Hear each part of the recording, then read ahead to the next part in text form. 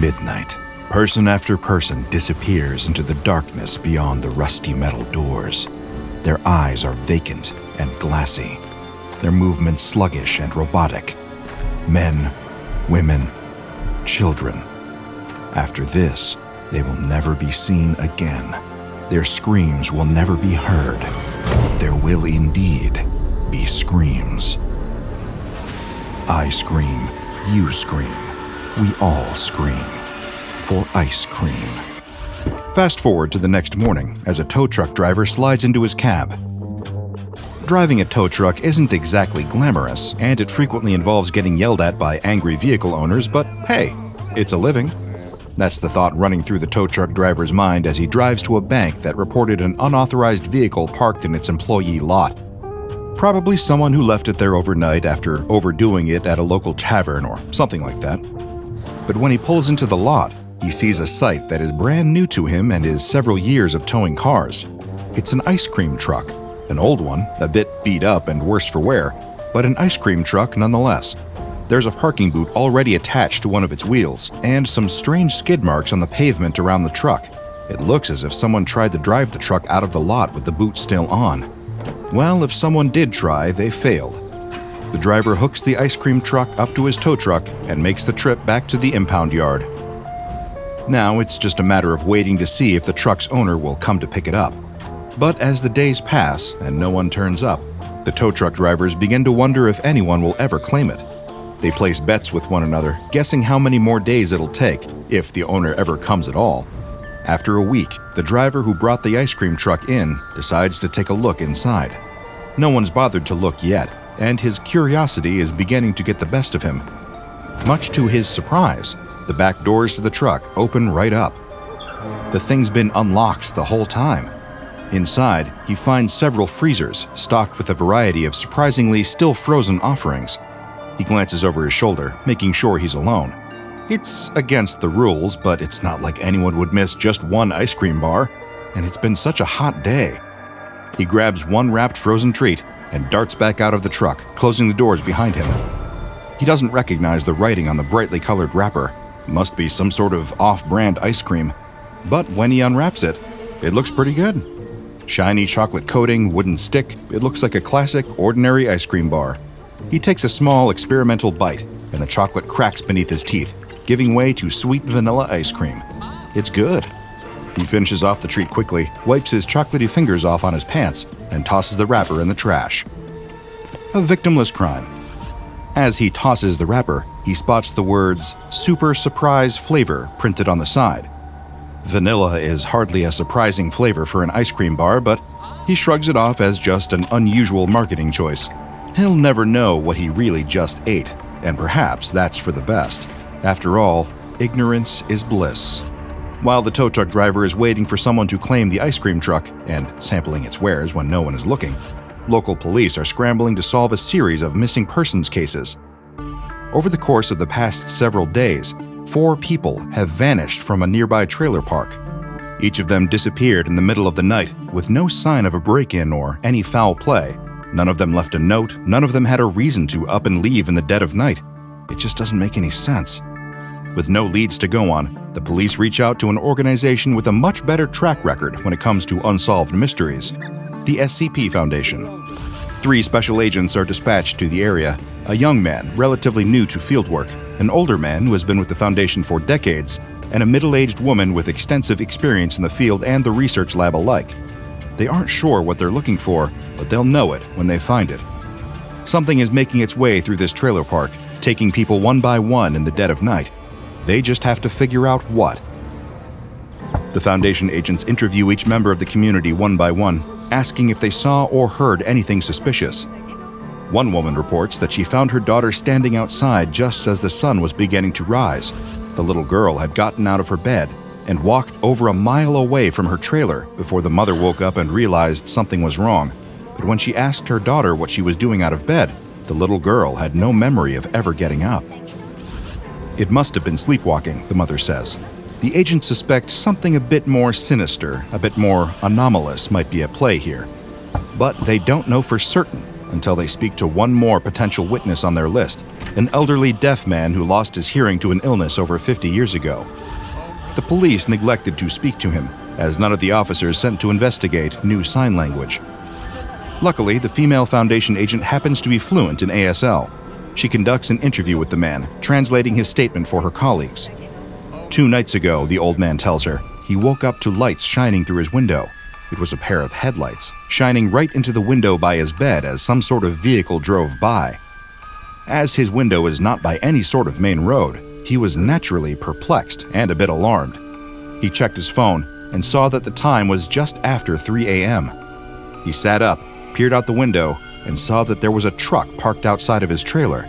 Not just any truck either, but an ice cream truck. A welcome sight on a sunny afternoon, sure, but in the dead of night, seeing it there sent a chill down his spine. But the trepidation he felt at the initial sight was nothing compared to the dread that poured over him as he saw his neighbor walk out of her trailer, eyes wide and glassy like a sleepwalker, and began to approach the truck. As she did, its back doors opened, as if welcoming her inside. Without so much as a moment of hesitation, the neighbor woman walked into the darkness, and the doors shut tight behind her. The man jumped out of bed, joints aching from the sudden movement. He pushed through the pain and ran out to the truck, yanking at its back doors, but to no avail. They wouldn't budge. Whatever had caused his neighbor to climb into the mysterious truck, there would be no getting her out, not without help. So he ran to his other neighbor's trailer and banged on their door as hard as he could. A married couple lived there, nice people, always willing to help a neighbor with a problem. They could do something, surely. The husband answered the door, and just as he opened his mouth to ask what brought the old man here at such an ungodly late hour, he stopped. His eyes took on that same glassy, vacant look, and he began to walk toward the ice cream truck as if in a trance. The old man grabbed at his neighbor's arm, trying to stop him from walking into the truck, but the younger man was stronger than him. He broke free of the older man's grip easily and disappeared into the back of the truck. He ran inside and contacted the police, but no one ever responded. When morning came, the truck was gone, and his neighbors with it. As the old man recounts his story to the female Foundation agent, he becomes more and more distressed. He begs her to track down the truck, to find out what it's doing with the people it steals. Before they go, he tells them one more detail. The truck, as far as he could tell, has no driver. It moves on its own. The agents are puzzled by his account. Not the part about the self-driving ice cream truck supposedly kidnapping people, but something else. It's obvious that this ice cream truck is responsible for the disappearances, but why is it only taking some people and not others? Why did its anomalous effect spare the old man? The only way to find out is to get their hands on the truck. The 3 agents spend the next day calling around town looking for any sightings of an ice cream truck where there shouldn't be one.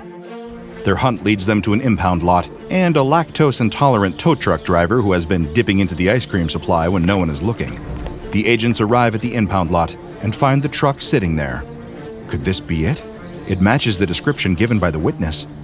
Upon inspecting the inside, they find the freezer stocked with suspiciously cold and fresh-looking ice cream products. All signs point to this being the truck they're looking for. So they pay a few $100s in fines and take the truck with them back to Site 17. The older man and the female agent will drive the ice cream truck, while the younger man will drive the car that they initially made their trip in. Late that night, the team is on the road and only a few hours away from reaching Site 17 when the younger man glances in his rearview mirror and sees that the ice cream truck has veered off course. It is stopped over on the side of the road, and his teammates are climbing out of the driver's and passenger seats. The younger man is just about to turn off the radio and roll down his window to ask what's going on when he realizes that something is off about his teammates' expressions. Their eyes are vacant and blank, and they're walking toward the back doors of the truck. It's exactly like the eyewitness described, a trance somehow caused by the truck. He pulls over and reaches for the handle of his door, but freezes. If he gets out, will the trance take him too? What is it that protected the eyewitness, something that affected his neighbors but not him? Suddenly, the realization hits him. The old man was deaf. Ice cream trucks play music. He remembers reading the Odyssey in school, remembers the men on Odysseus's ship becoming entranced by the song of the sirens and jumping to their deaths. That has to be what's happening here. But as he covers his ears with his hands and prepares to run after his teammates, he sees them disappear into the truck, and the doors shut behind them. They're gone. Grief washes over him, but he forces the tears to dry. He can mourn later. Right now, it's up to him to stop this thing before it can take anyone else. First, he calls in backup, asking for additional Foundation agents to come help him bring in a potentially deadly anomaly. He also emphasizes that they must all bring ear protection. Whatever they do, they can't let the truck's music reach them. As 2 vans pull up and backup arrives, the ice cream truck appears to notice that it is surrounded. It revs its engine, attempting to speed off down the road. Thinking quickly, the young man maneuvers his car to block its path. But the truck won't give up that easily. It backs up, picking up speed, and rams into the side of his car. It backs up and rams him again, trying to knock his car out of its path. 2 agents, wearing noise-canceling headphones, approach the side doors, trying to enter the truck and take control of the wheel, but it speeds into them and sends them flying. Then, it turns around and veers off down a back road. No way. The young man is not letting this thing escape him. He revs his engine and speeds after the ice cream truck. One of his headlights broke during the truck's assault, and the road is winding and dark, but he squints and focuses all of his energy on tailing it. He cranks up the volume on his car radio, classic rock blaring as he skids around sharp turns in hot pursuit of the renegade truck. The other agents join him, racing down back roads as they all chase down the ice cream truck together. The chase takes nearly 2 hours, 1 hour and 43 minutes to be exact. Then, a few minutes after 5 a.m., the young man catches up to the ice cream truck. It is sitting, dormant, in the middle of the road. Cautiously, he turns down his radio. He cracks the window. No sound but the chirping of the first birds of the morning. Whatever it was doing before, the truck has stopped. For now. The agents lock the wheels of the ice cream truck in place with parking boots and transport it to the Foundation site on the back of a flatbed truck. They searched inside for the lost agents, or at least for their remains, but find nothing inside. Well, not quite nothing. There are the fully stocked freezers crammed full of ice cream. In fact, there seems to be more ice cream in there than the previous time it was inspected. With a sinking feeling, the sole survivor of the field mission realizes what must have happened to his colleagues' bodies. The truck is promptly placed in containment and designated SCP-490. SCP-490 is an ice cream truck that dates to approximately the 1960s. It is mechanically standard as far as the Foundation can tell, with the exception of the audio system. The system, though it is apparently in working order, will not respond to any external input or attempts at operation. The truck's key is always in the ignition and cannot be removed from it by any means. In spite of these unusual aspects, the truck can be driven just like any other truck of its kind and could easily be mistaken for a perfectly ordinary ice cream truck. If left unrestrained, between 2 and 5 a.m. local time, the ice cream truck will start its own engine and drive itself through local roadways on a random circuit at a low speed. During this time, it will function as if it were a brand new vehicle in spite of its obvious wear and tear. Through its attached speakers, it will play a tune that has not yet been identified, though it resembles music played by similar ice cream trucks. Unlike those trucks, which play variations on classics like Pop Goes the Weasel and Teddy Bear Picnic, the music coming from SCP-490 never loops, never repeats, and is just unusual enough to never be identified. It sounds vaguely like a song you might remember from your childhood, but just a bit off somehow. The melody loops and bends in the wrong direction, lending the music a vaguely eerie quality. Or so I've read. I have never heard the music myself. That would be far too dangerous. Any individual who hears the music emitted by SCP-490 will begin to approach the vehicle. Instructions to stop are useless, and they will even fight to break free when physically restrained. Once the person has reached the vehicle, the back doors will open, inviting them to step inside. If they do, the doors will close behind them and become impossible to open via any ordinary means. According to the Foundation's official file on the subject, the doors may be forced open, but the information on what happens next has been expunged. It seems I do not have the security clearance needed to access that particular detail. However, I think I can wager a guess. It's certainly not pretty. If more than one subject is ensnared by the siren song of the ice cream truck, they will line up in an orderly fashion and wait their turn. One by one, they will enter the doors when they open, or will stand there until the 3-hour window of activity is up. If there are affected subjects outside of the vehicle when the time runs out, the spell will be broken, and they will wander away in a daze. Survivors interviewed by the research team had no memory at all of the incident, or of even hearing an ice cream truck in the first place. After 5 a.m., SCP-490 will lose all anomalous abilities, and the doors will be easy to open again. Anyone who entered the truck during its active hours will have disappeared. In their place, the freezers inside will be suddenly restocked with a variety of frozen treats. There are the traditional popsicles and ice cream bars in standard flavors such as chocolate, strawberry, and vanilla. However, some of the wrappers read, "Super Surprise Flavor." What is that flavor? Well, it's human flesh, as confirmed by DNA testing. And yes, to answer the question you're getting ready to ask, the flesh belongs to the missing people who were lured in by the truck in the first place. I suppose it's truth in advertising. It would certainly be a massive surprise to find human flesh in my ice cream. If you're looking for a dairy-free option from this truck, fret not. I've been told there were also popsicles found in the truck's freezers, containing popsicles made from basic sugars and human blood. For vampires looking for a refreshing summer treat, I suppose. Apologies, sometimes I like to add a bit of levity to the subject at hand. As for containment measures, SCP-490 is currently kept in Foundation Storage Garage 17 Golf. This garage has been heavily soundproofed, and its door has been replaced with a soundproof door, outfitted with an interior code lock. SCP-490 must have all 4 wheels disabled with standard parking boots, and be kept chained to 4 molybdenum eye bolts at all times. The eye bolts are sunk into a solid concrete floor at a minimum depth of 3 meters.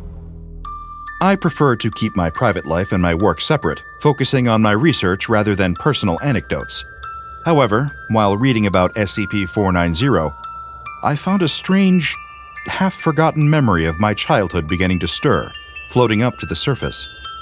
I was quite young, no older than 8 if I recall correctly. It was a warm summer night, and I was fast asleep, when all of a sudden, I heard the soft lilt of a melody, a gentle, tinkling sound like a music box. I looked at the clock on my wall, and the hour was late. Far too late for an ice cream truck to be outside. But the next thing I knew, I was standing in the yard in front of a streetlight, barefoot and still wearing my pajamas. My mother was gripping my shoulders, her eyes wide and wild with fear. She said that I had tried to leave the house in the dead of night to run after an ice cream truck. I had screamed and fought when she held me back from the strange vehicle, but thankfully she was far stronger than I. She was able to keep me from walking into the back of the truck. I can't be certain what exactly happened, how much of this memory is true, or how much was the scrambled recollection of a frightened child. But I do remember that my mother always slept with earplugs in to block out my father's deafening snoring. She would not have been able to hear the music, the same music that lured me out of my bed and out into the night. If she hadn't been wearing those earplugs, if she hadn't stopped me. Well, I'd rather not think any more about that. Should you ever hear strange music in the dead of night, like an ice cream truck driving by at an impossible hour, pull your pillow over your head and try your best to block it out until morning. Otherwise, you might become the next super surprise flavor. Check out the DrBob Patreon and become a junior researcher today. Now go and watch another entry from the files of DrBob, like SCP-1386, Sentient Ice Cream Van.